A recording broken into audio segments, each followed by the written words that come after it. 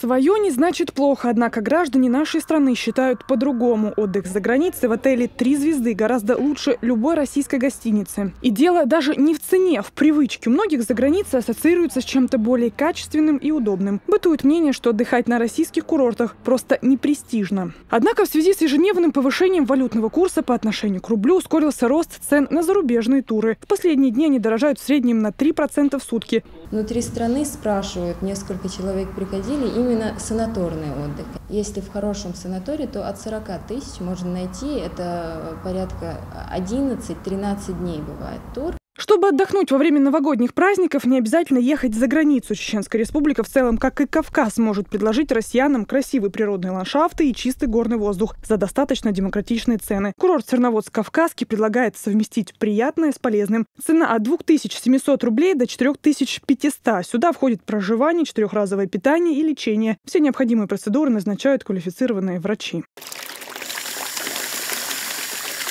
В списке предоставляемых услуг около 100 различных наименований. Среди них есть гидро- и подводный массаж. Водный эмоцион, как говорят врачи, можно проводить любому. Возраст значения не имеет. Ну а для тех, кто предпочитает отдых активный, комитет по туризму предлагает маршруты на базы отдыха Кизиной-Ам, Тазбичи или Шатойский спортивно-оздоровительный комплекс. Организовать поездку в любую точку Кавказа не проблема. Главное было бы желание. Организовать экскурсию или поездку в соседние республики, там, будь то Дагестан, Дербент или в Ингушетии, сейчас нам прислали интересные экскурсии на самую большую елку в стране, или их горнолыжный курорт Арамхи. Тоже можно туда поехать. Ценовая политика у нас сохраняется все та же. Никаких преград для отдыха внутри республики на Кавказе вообще нет.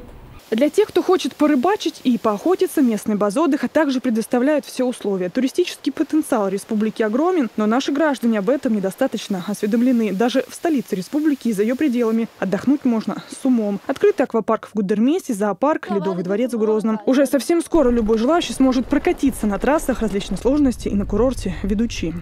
Если мы хотим, чтобы наши люди не больше оставались и эти деньги оставались в стране, которые люди тратят на отдых, нужно в первую очередь наладить грамотную логистику и конкурентоспособную логистику. В остальном услуги на проживание, питание, они довольно-таки конкурентоспособны, и сегодня приезжая в Чеченскую республику, любой отдыхающий может не потратить больше, чем он потратил в этом за границей.